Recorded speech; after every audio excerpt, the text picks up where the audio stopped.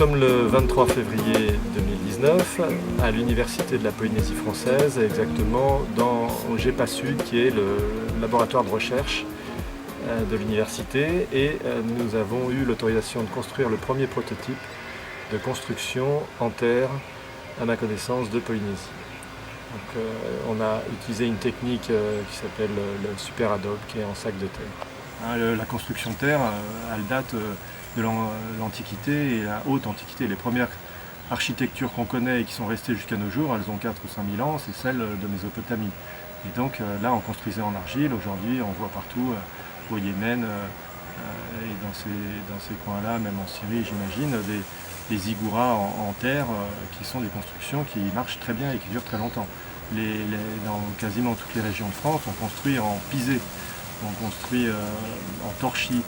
Tout ça, ce sont des termes qui sont des variantes de construction en terre. Et l'adobe, je crois que c'est le nom de la terre. Donc le super adobe, c'est Nader Khalili qui a utilisé ce terme pour sa technique, c'est-à-dire utiliser de l'adobe à l'intérieur de ces sacs.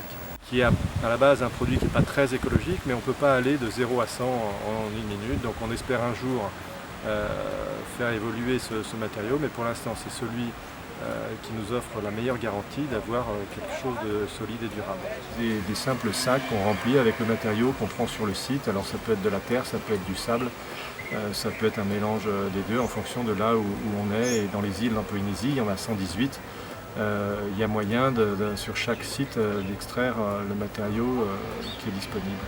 Elle permet d'amoindrir la quantité de matériau qui est transporté, parce qu'une grande partie du matériau, qui est la terre, est utilisée pour la construction générale des maçonneries, au lieu d'utiliser du béton ou des parpaings, des agrégats qui sont en grande partie importés ou qui sont prélevés dans des rivières. Ça casse les lits des rivières, ça les abîme. C'est une démarche qui est scientifique, et donc arriver à avoir un procédé qui soit praticable à une échelle suffisante pour qu'il ait un réel impact sur l'environnement. On a une économie sur la partie gros œuvres. Par contre, effectivement, sur tout ce qui est électricité, plomberie, il n'y a pas d'impact. Donc on gagne parce qu'on arrive quand même à faire de l'autoconstruction. Il faut quand même connaître les choses, mais c'est moins délicat que ce que peut être un béton ou un parpaing, où là, effectivement, comme tout est optimisé, ça demande une connaissance très précise. Et nous, on espère faire un cahier des charges qui permettrait surtout d'obtenir de l'anticyclonique avec une complexité allégée. Parce qu'en fait, c'est ça la problématique de la Polynésie, c'est de construire avec une résistance au vent au minimum de 200 km/h, ce qui n'est pas possible avec de la construction intuitive. On enterre légèrement les premiers rangs de sacs dans lesquels on met un peu plus de matériaux drainants. Ça peut être du caillou, ça peut être du verre pilé, et qui fait qu'il y a moins de remontée d'humidité. Ensuite, on remplit les sacs avec de la terre prise le plus proche possible du terrain, sans contrainte de composition particulière, puisque c'est le sac en lui-même qui forme la brique.